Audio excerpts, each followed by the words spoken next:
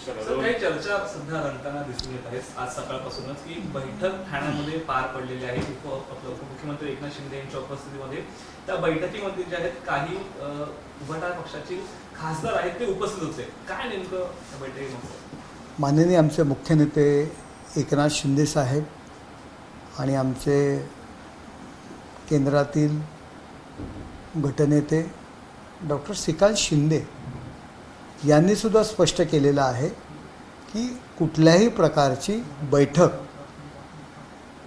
उबाटाच्या खासदारांच्या समवेत आमची झालेली नाही आहे. ऑपरेशन टायगर वगैरे हा काही विषय पण नाही आहे. आम्ही आमचं काम करत असतो. लोक कामं घेऊन येत असतात. लोकप्रतिनिधी कामानिमित्त वेगवेगळ्या ठिकाणी भेटत असतात आणि जनतेचं काम करणं हे आम्ही आमचं प्रमुख कर्तव्य समजतो आणि अशा पद्धतीच्या खोडसाळ बातम्या देणं ही चुकीचं आहे आणि अशा प्रकारची कुठलीही बैठक आमची आणि उबाटाच्या खासदारांची झालेली नाही आहे. उबाटातीलच काही लोक अशा पद्धतीने बातम्या पसरवण्याचं काम करत आहेत. आपल्या खासदार आमदारांवरती प्रेशर आणण्याकरता अशा पद्धतीच्या बातम्या उबाटातीलच काही नेते हेतुपुरस्पर समाज माध्यमांमध्ये अशा प्रकारच्या बातम्या पसरवित आहेत.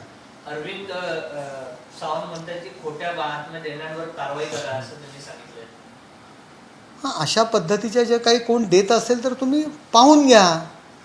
अशा पद्धतीच्या बातम्या जर काही येत असतील, आम्ही स्वतः एकनाथ शिंदेसाहेब असतील, श्रीकांत शिंदे यांनीसुद्धा सांगितलेलं आहे की अशा पद्धतीचं कुठलीही बैठक झालेली नाही आहे आणि आता या क्षणाला आम्हाला वाटत नाही आहे, काही गरज नाही आहे काही खासदारांची किंवा त्यांच्यामधून फुटून येऊन आमच्यामध्ये बसण्याची.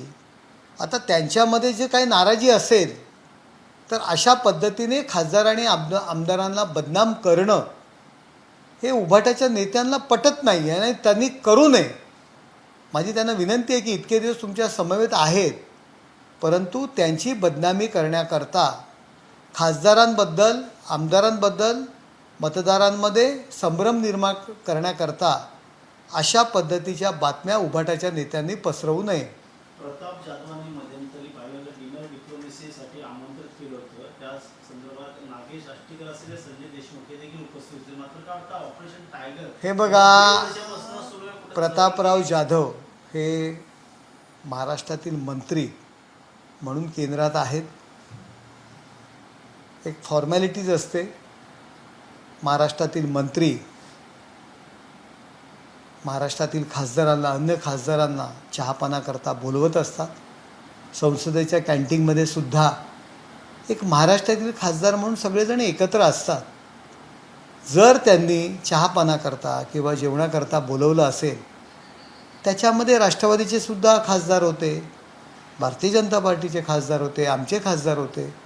एक महाराष्ट्रातील मंत्री आज दिल्लीमध्ये आहे, प्रत्येकाला अभिमान असतो आणि जर त्यांनी जेवणाला बोलवलं असेल आणि त्या ठिकाणी जर काही खासदार गेले असतील तर अशा पद्धतीचा संभ्रम निर्माण करणं फार चुकीचं आहे. महाराष्ट्रीयन संस्कृती आहे. पाहुणचार हा नक्की केला जातो. प्रत्येकजण एकमेकांच्या संपर्कात असतो दिल्लीमध्ये आणि एकमेकांच्या घरी चहा पाण्याला नाश्त्याला जात असतो एकाच इमारतीमध्ये. आता तर काही बंगलो सोडले तर आता नवीन इमारतीमध्ये सर्वच खासदार आजूबाजूच्या इमारतीमध्येच राहतात. एक दुसऱ्याकडे जर समोर बसला, भेटला आणि चहाला बोलवलं तर तो आपला पक्षातून फुटणार आहे अशा पद्धतीच्या बातम्या करणं किंवा असं समजणं हे चुकीचं आहे. अरविंद सावंत यांनी लिहून दिले थेट पत्रकारांना, मी कुठेही जाणार नाहीये, उभा चिरला तरी कुठे जाणार नाही, शेवटपर्यंत उद्धव बाळासाहेब ठाकरे शिवसेना पक्षासोबत असणार. हे बघा, अरविंद सावंतांच्या बाबतीत मला तरी असं वाटतंय की काही त्यांचे जे हितशत्रू आहेत पक्षांतर्गत ते अशा पद्धतीच्या बातम्या पसरवत असतील. त्यांच्यावर आज ही वेळ येते की माझा फोन तपासा, मी लिहून देतो, मी उभा चिरला तरी मी फुटणार नाही, ही सांगण्याची त्यांच्यावरची वेळ आहे. मला खूप वाईट वाटतं आहे की पुन्हा पुन्हा त्यांना अग्निपरीक्षा का देण्याकरता कोण भाग पाडतं आहे. त्यांचं पक्षांतर्गत राजकारण असावं आणि पक्षांतर्गत राजकारणामध्ये अरविंद सावंत यांना बदनाम करण्याचा कोणतरी प्रयत्न करत असावा. कुठेतरी अरविंद सावंतला लांब ठेवून इतर जे खासदार आहेत ते वेगळी सोय मानतात की नाही, काय मला काही कल्पना उद्धव नाही, ठाकरेंना मला काही कल्पना नाही, परंतु अरविंद सावंत यांना बदनाम करण्याचं काम UBT पक्षातीलच काही लोक करत असावेत असं मला वाटतंय. सर, ऑपरेशन टायगर संदर्भात ज्योती वाघमारेंनी काही दिवसापूर्वी वक्तव्य केलं होतं. ऑपरेशन टायगरही होणार, ऑपरेशन तुतारी होणार. हे बघा, त्यावेळी सुद्धा पक्षाने स्पष्टीकरण दिलं होतं की अशा पद्धतीची कुठलीही बैठक, कुठलीही कृती आमच्याकडनं झालेली नाही आहे. आम्हाला सध्या या सर्व गोष्टींची गरज नाही आहे. परंतु एकनाथ शिंदेसाहेबांना सगळेजण एवढे घाबरत आहेत, त्यांची जी लोकप्रियता आहे त्याला सर्वजण घाबरत आहेत आणि सगळे एकनाथ शिंदेसाहेबांच्या नेतृत्वावर विश्वास ठेवून एकनाथ शिंदेसाहेबांकडे जातील ही भीती वेगवेगळ्या पक्षातील नेत्यांना आहे. म्हणून तेच आपल्या लोकप्रतिनिधींवरती अविश्वास निर्माण व्हावा म्हणून अशा पद्धतीच्या बातम्या पसरवित आहेत. जेव्हा जेव्हा शिंदे साहेब दिल्लीत जातात काही ना काही गोप्यस्फोट घडत असतो. मात्र बजेटच्या वेळेस गेले आणि त्याच्यानंतर डिनर डिप्लोमसी आणि त्यानंतर वातावरणामध्ये बदल दिसून होते कुठेतरी शिवसेनेमध्ये. प्रतापराव जाधवांकडे डिनरला गेले म्हणून जर अशा काही पद्धतीच्या बातम्या असतील तर मी रोज सर्व पक्षीय खासदारांसमवेत संसदेच्या कॅन्टीनमध्ये आम्ही नाश्ता घेत असतो, चहा घेत असतो, जेवायला एकत्र असतो. असं नसतं हो. त्या ठिकाणी दिल्लीमध्ये जेव्हा महाराष्ट्रातील खासदार एकमेकांसमोर येतात, थोडा वेळ आम्ही पक्ष विसरतो आणि एक मराठी माणूस, मराठी लोकप्रतिनिधी म्हणून आम्ही एकत्र असतो आणि तिथे मराठी अस्मिता ॲटोमॅटिक निर्माण होते आणि त्याकरता पक्ष सोडणं हा विषय नसतो.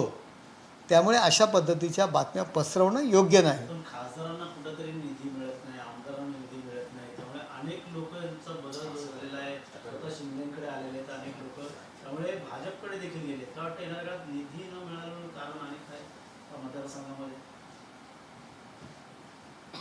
बघा, जनतेचा हा पैसा आहे आणि जनतेसाठीच हा वापरला जातो. त्यामुळे आम्हाला प्रश्न विचारण्याचा अधिकार यांना कोणाच्या बापाने दिला आहे हो?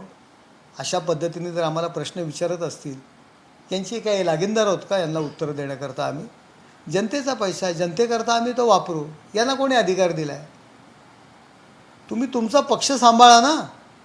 आज यांच्या पक्षामध्ये नाराजी आहे, त्याकरता तुम्ही एकनाथ शिंदे साहेबांना का दोषी धरता?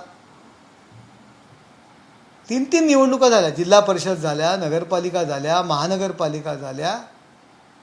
अहो, बँड्रा आणि दादरमधून हे बाहेर नाही पडले आणि त्यामुळे जर त्यांच्या पक्षातील लोकप्रतिनिधी पदाधिकारी त्यांच्यावर नाराज असतील, त्याचा खापर आमच्यावर कशाला फोडता? यांना बड्डेचा केक भरवण्याकरता वेळ आहे, परंतु पक्षवाढीकरता आणि आपले जे लोकप्रतिनिधी आहेत त्यांना निवडणुकीमध्ये मदत करण्याकरता सभा घेण्यासाठी सुद्धा हे लोक जात नाही आहेत, बैठका घेत नाही आहेत, मुंबईतून बाहेर पडत नाही आहेत. त्यामुळे त्यांच्या पक्षात नाराजी आहे आणि तुमच्या पक्षात नाराजी आहे. याकरता लोकप्रतिनिधी एकनाथ शिंदे साहेबांकडे जाणार, लोकप्रतिनिधी फुटणार, अशा पद्धतीच्या बातम्या UBTचे नेतेच माध्यमांमध्ये पसरवत आहेत. आपल्या लोकप्रतिनिधीवर त्यांचा विश्वास नाही आहे आणि त्यांना बदनाम करण्याकरता UBTचे नेते अशा पद्धतीच्या बातम्या पसरवत आहे. संजय राऊत काय बोलत आहेत? अहो, त्यांनी त्यांच्या कटकारस्थानांमुळे आज त्यांच्या पक्षाची अवस्था मृतावस्थेत आलेला आहे. प्रयोगशाळेमध्ये ज्या पद्धतीने एखादी डेड बॉडी मुलांना शिकण्याकरता देत असतात, त्याच पद्धतीने ही UBTची डेड बॉडी कधी शरद पवारांच्या पक्षातील नेत्यांना वापरण्याकरता देतात अभ्यासाकरता, तर कधी काँग्रेसला वापरण्याकरता देतात. शवाग्रहातील जी डेड बॉडी असते ती अवस्था संजय राऊतसारख्या मंडळींनी UBTची केलेली आहे. कधी शरद पवार वापरतात, कधी काँग्रेस वापरतात. सर, ते फडणवीस संजय राऊत होते, फडणवीस देखील शिंदेचं ऑपरेशन करतायत, त्यांची डेड बॉडी केलेली आहे. मी तेच म्हणतोय की त्यांची अवस्था डेड बॉडीची झालेली आहे. पवारसाहेब कधी वापरतात, कधी काँग्रेस वापरतात, आणखी कधीतरी तिसरे कोणतरी वापरतात.